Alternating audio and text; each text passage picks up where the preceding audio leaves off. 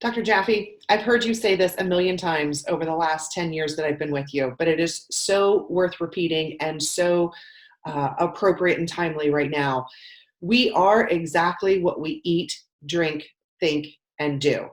And I know the part farmer, part monk, yogi, guru that you are will have so much to offer us when it comes to helping us manage this shelter in place that so many of us are going through right now, help us manage anxious feelings that folks are having, and even give us tips on how to explain this and how to deal with the children and the little buddies. Thanks for asking, because we are the product of what we eat and drink, think and do, the result of our choices and lifestyle.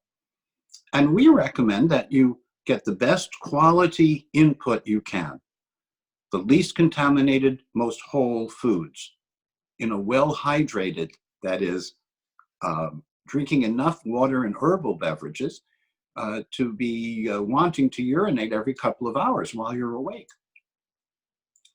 And yes, today there are many distractions. There are things that look like foods that are highly processed, but addictive and not recommended. And then we have the foods that are easy to digest, assimilate, and eliminate without immune burden, and that should be the supermajority of what's on your plate. Now, with regard to stressful times, we can practice abdominal breathing. 5 minutes, twice a day, of just breathing like a baby. And if you have, as you asked, any little buddies, they can practice abdominal breathing with you. In fact, if you have any question about what abdominal breathing means, look at an infant, because they always have healthy abdominal breathing. They're moving their diaphragms. They're actually squeezing and expanding their abdomen as part of their breathing. And that turns out to be stress neutralizing. So breath really can be a refuge. And as you know, I did come as a skeptic. I came to debunk Chinese medicine and acupuncture and did a 7-year apprenticeship with Qing Wu. I went to debunk Ayurveda and yoga, and I did 5 years with Ramamurti Mishra, author of the textbook of Yoga Psychology and Patanjali Sutras commentaries, etc.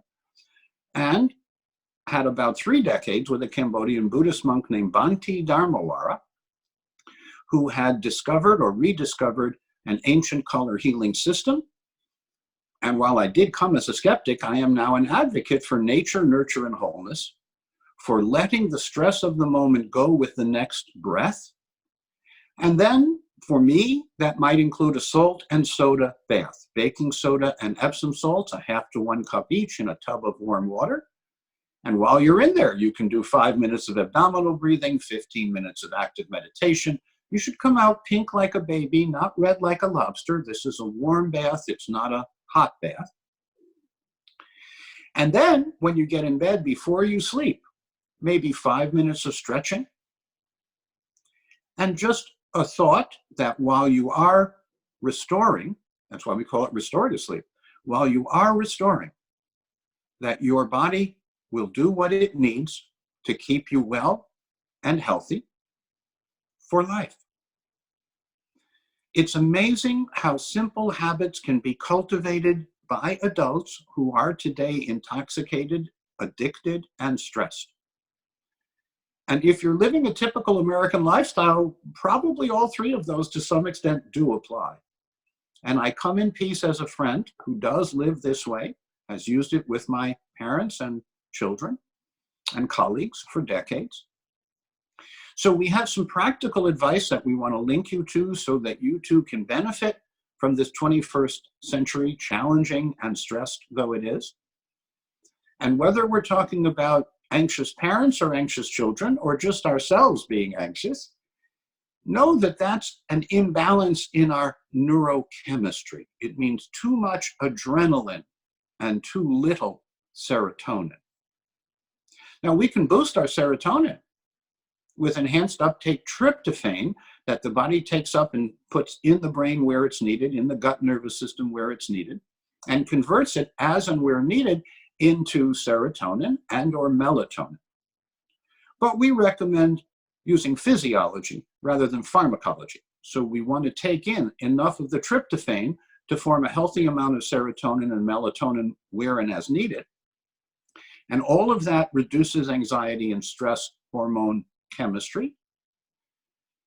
So between our breathing, our hydrating, our intake of essential antioxidants and buffering minerals and essential cofactors, we can live in the 21st century with ease, even when those around us are getting anxious.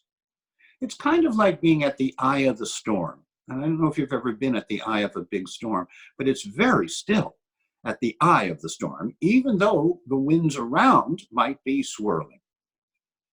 So we want to choose healthier habits so that for our entire lifespan, our immune defense and repair system, our neurohormonal system, our detoxification system, our digestive system are there to support us and to be resilient enough that we're getting plenty of what we need as we need it.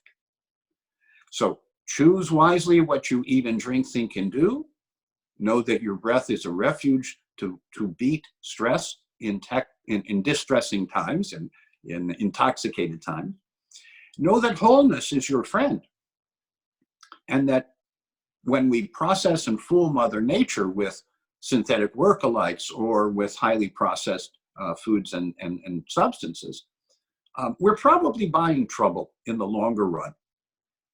And so a prudent person today would increase the good stuff and decrease the bad stuff and follow the links that we have over the years evolved so that you can be resilient, tolerant, and hormonally balanced, even in these times of pandemic.